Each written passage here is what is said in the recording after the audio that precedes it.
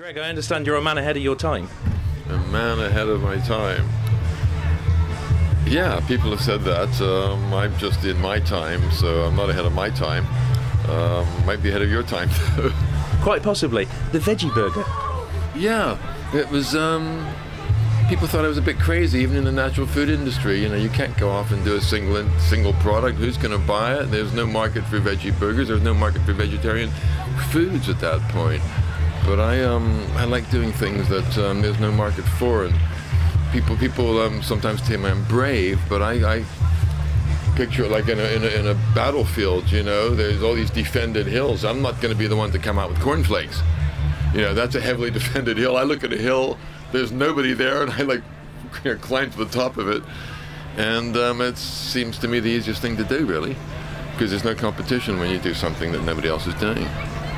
So, what's your background? Are you chemistry, physics, or are you just new thinking? I'm an old hippie, and in the 60s, you know, along with a lot of hippies, I sort of opened up to the idea that there's more to the world than we're normally fed through media, and it's not just keeping up with the Joneses and what type of car you own, but it's how you live your life, how you interface with the world. And, you know, out of that period, we got all sorts of wonderful things: yoga, meditation, natural healing, organic foods, even personal computers all came out of the 60s.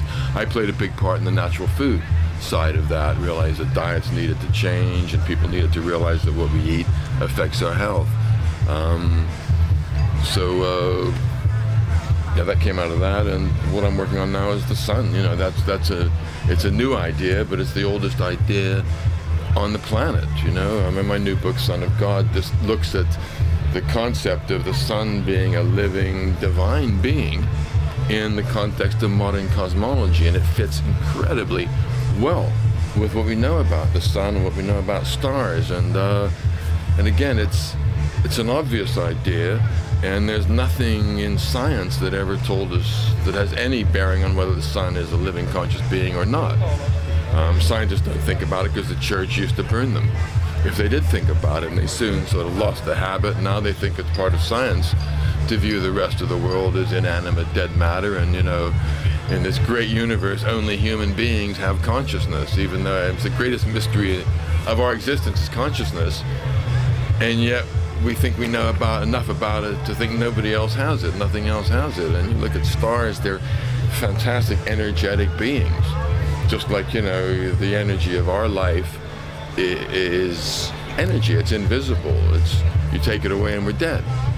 And the stars are incredible energetic devices, and they have huge energetic fields, or, you know, coronas around them. So that's ahead of my time, but also that idea was around for thousands of years until they started burning people for thinking it. And I suppose at the end of the day, solar power is not a new thing, because that tree's solar powered. We're solar powered. Yeah. I mean, all the energy of life is recycled sunlight. All the matter, 93% of the matter in our body is recycled stardust. You know, we're absolutely children of the stars, and until we realize that, we're spiritual orphans. What's next? What's next? I'm still working on this one. When I'm done with this one, what's next will find me. So, what are you doing about it? You've written a book? I've written a book, Son of God. I actually have a copy of it. Can I flash it in front of the camera? There you go, Son of God. And it's discover the self-organizing consciousness that underlies everything. And we've got, we have the concept of chi and prana and Holy Spirit, this sort of all-pervading divine energy, and that is consciousness, and it pervades everything from subatomic particles, as quantum physicists are realizing, to the universe. And we're part of that wonderful consciousness that self-organizes into all this stuff. So, for somebody like me, who's kind of just a run-of-the-mill 9 to 5, watch TV, if I read your book, yes, what's it going to open me up to? It's going to open you up to your part in the universe, and it's like the missing piece in the cosmic jigsaw puzzle. I mean, we've got this source of light, source of the light of life. and we don't recognize it. And we adulate stars of the media because we've forgotten about the star of our own movie. I mean, we're all in the movie of life, and the main character is our son, and we don't even know it. So it makes your life more complete. It's like when I was selling natural and organic foods in the 60s. Now you might be a McDonald's man, I don't know. But you just looked me up and down and seen the shape of me, and I guess it's kind of a giveaway, isn't it? We're free to eat whatever we like. But what I introduced people to, my brother and myself initially, was the concept that what you ate affected your health. And that was a completely alien, hippy-dippy, you eat bullshit then. Now people sort of take it for granted. I mean, you can eat what you like, but you do take for granted that it might have some bearing on your health and vitality. That didn't used to be the case. At one point people thought, your health, sickness was the fickle finger of fate, picked you out, the germ found you and you got sick, and then the doctor fixed it.